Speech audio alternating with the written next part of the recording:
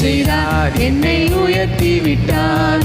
இனி நான் கலங்குவதில்லையே, பலனடைய செய்தார், என்னை மகிழ செய்தார்.